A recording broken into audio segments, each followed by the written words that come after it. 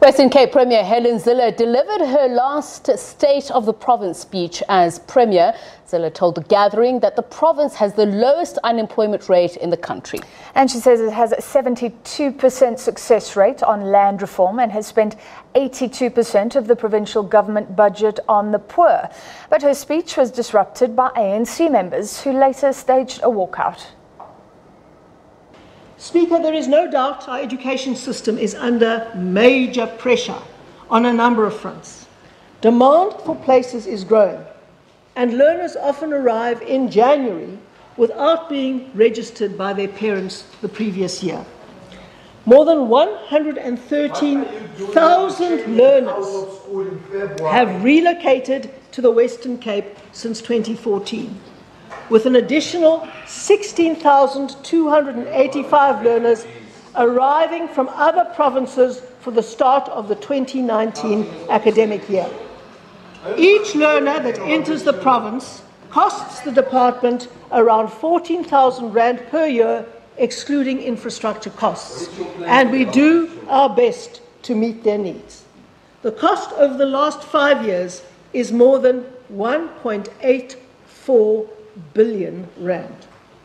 And for this year alone, it is estimated at 414 million. But the funding from the National Treasury, Speaker, does not follow the learners. Honourable Premier, kindly take your seat. Is it a point of order, Honourable Magaka? Yes, Speaker. Yes, Speaker, but also we have been really tolerant in listening to the Premier. Your point of order, Honourable Magaka. I think we can't continue listening to this. Take your seat, please, Chief Whip. Therefore, Speaker, as the ANC, we are going to go out here. Thank you. And give the real state of the province outside this.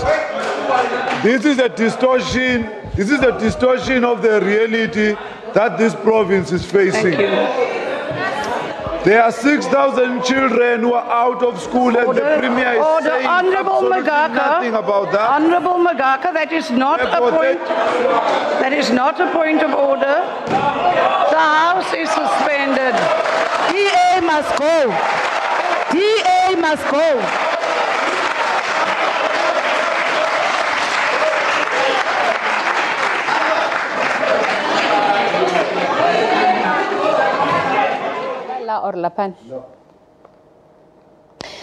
Opposition parties in the Western Cape Legislature saying Premier Helen Zille's State of the Province address earlier is not a true reflection of the situation. Zille highlighted various achievements under her premiership, such as the creation of jobs, and was mentioned significant progress in delivering quality education. Our reporter Vanessa Poonah was there. Vanessa, a very good evening to you. Let's first start with what the major points or highlights of her State of the Province address was, other than what we've already mentioned. Yes, indeed, and I think the fact that Premier Helen Zille said that since 2009, over 500,000 new jobs have been created in the Western Cape certainly has come up strongly in her final State of the Province address. She said that there was a 24% employment growth in the Western Cape over the past 9 years. And also she made mention of the fact that the provincial government had in 2018 spent 82% of its budget on pro-poor initiatives, saying that this, of course, would have meant improved service delivery for various poorer communities. We've seen just now with the walkout of the ANC, when they've been led by Mr. Kaya Magaka, saying that the State of the Province address delivered by the Premier, not necessarily so for the thousands of poor people living in townships as well as informal settlements in the Western Cape. The Premier also highlighted highlighted what she said was the highest number, and that, of course, being 83% of clean audits, saying that the Western Cape leads the province, the country in this regard. She also made a statement about housing, and we know that housing has been a topical issue, not just here in the Western Cape, but countrywide, saying that the province had created just over 200 or almost 213 housing opportunities already completed, with 10,000 or 105,000 more due to be completed. Vanessa, allow me to jump in there. Just allow me to jump in there. The objections made by the ANC and the economic freedom fighters, what were they in relation to specifically? And did they give figures to contradict the State of the Province address? The figures given to us by Khaya Magakla was, that's of course the leader of the opposition ANC, was that at the start of this academic year, thousands, and I think he mentioned the number of 6,000 that hasn't been verified by the education department here, but saying that at the start of this academic year, that number of students had not been accommodated.